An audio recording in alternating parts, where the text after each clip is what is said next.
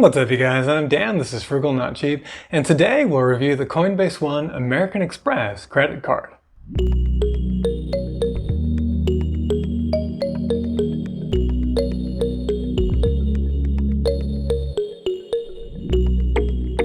Hey guys, so I recently made a video about 6 things that I don't mess with in finance. One of those things was crypto. I also recently did a review of the refreshed American Express Platinum credit card.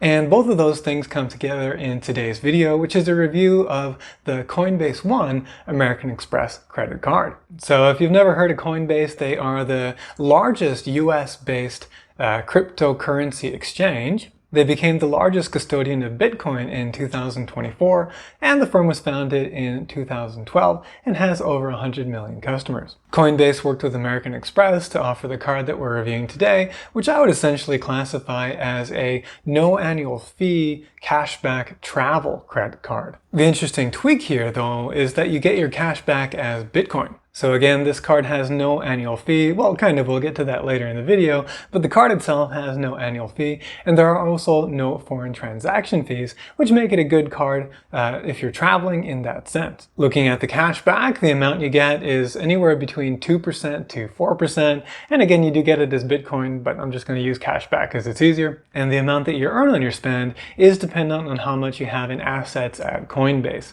So this is a little bit similar to like the premium rewards that you can get with Bank of America Merrill Lynch. If you've got a bunch of assets in Merrill Lynch, then you can get kind of boosted rewards points at Bank of America with your credit cards. Anyway, so with this Coinbase One credit card, you get a base 2% back on all eligible purchases in a month. You'll earn this base rate if your assets at Coinbase, or assets on Coinbase as they call it, AOC, are under $10,000. If you've got between $10,000 and $50,000 at Coinbase, then you can earn the 2.5%. With between $50,000 and $200,000, you get to earn 3%. But to get the full 4%, you've got to have over $200,000 in assets with Coinbase. Another thing to keep in mind is that there is a cap on the sort of boosted rewards. So the 2% again is for all purchases, but the amount that you could earn the 4% on, for instance, is capped at $10,000 a month. So in theory, if you were to spend $250,000 within a month, and you had $200,000 or more in assets at Coinbase, then you could get 4% back on that spend, or $10,000 as Bitcoin. All right, so those are the basics of the card. Now, what do I think about it? Well, there are a number of things that I myself view as negatives. Of course, your mileage may vary. First, and this is something that I don't always talk about with American Express credit cards, but it's basically that acceptance or market penetration is relatively low compared to Visa in international markets. So acceptance is not too bad in the United States, and it's not too bad in sort of more higher end and chain type, especially global chain type environments. But if you're a little bit off the beaten path, a lot of places are just not wanting to accept the high, basically transaction fees that American Express charges, network fees, and so that's why their market penetration is nowhere near as high as Visa. So that to me is a downside for a card that I do view as a travel card, again because they have the no foreign transaction fees, but also because they have some other perks. I really should have mentioned these a minute ago, but here we go. And these, by the way, should be old hat to American Express card holders. You get retail protection, extended warranties, return protection. These are some of the best in the credit card business. You also get global car rental and loss and damage insurance, trip cancellation and trip interruption insurance, lost or damaged luggage insurance, roadside assistance, and emergency assistance. So I view all those as kind of falling under the umbrella of travel-related perks, and that's why I view this as a no-fee cashback credit card, travel credit card. The second thing that I don't find attractive about this card is it's not actually issued by American Express.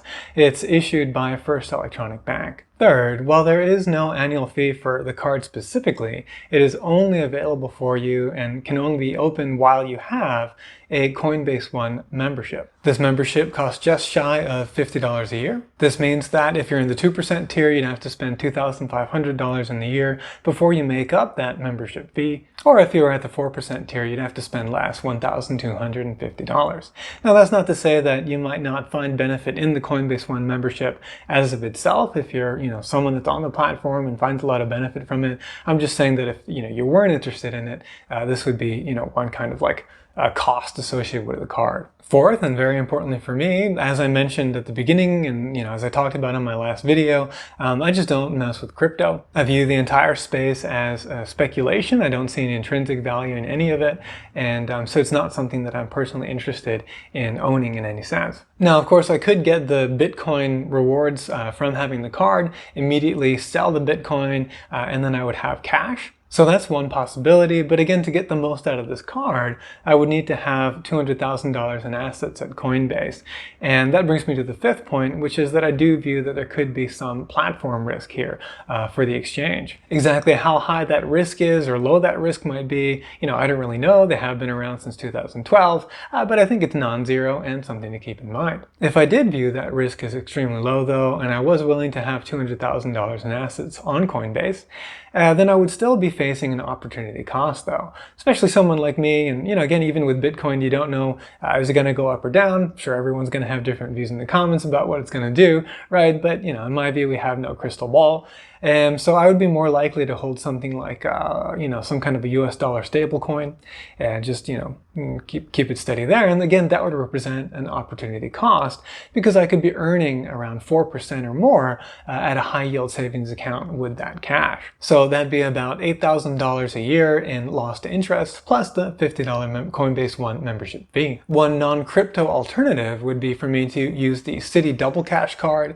That'll earn me 2% back on everything. And then I could again put that $200,000 in a high yield savings account. All right, so I'm not big into crypto, but what if I was? Is this a good choice? Well, the thing about it is that there are other alternatives out there that could be preferable depending on your view and situation. For instance, there is the Robinhood Gold card that provides 3% cash back, or there's the Gemini card. This is a no annual fee card. And you get a baseline of 1% cash back on all purchases, but you can also earn, larger earnings multipliers on other categories. So you get 2% back on groceries, 3% back on dining, and 4% on gas, EV, and transit. On top of that, the Gemini card also comes with a $200 welcome bonus, if you meet the stipulations as of this time of filming, whereas the Coinbase One card as of this filming offers no welcome bonus. In short, that means that I think even for crypto-oriented types, there are other options to consider that may or may not be better, depending on your spending situation and views. But for me overall, I view this card as definitely a no-go for myself. I think it's an interesting product, but not a compelling one. What do you think? Let us know in the comments below. Hope you enjoyed today's video and found it helpful. If you did, please hit the like button and consider subscribing. Thank you very much for watching, and I'll see you in the next video.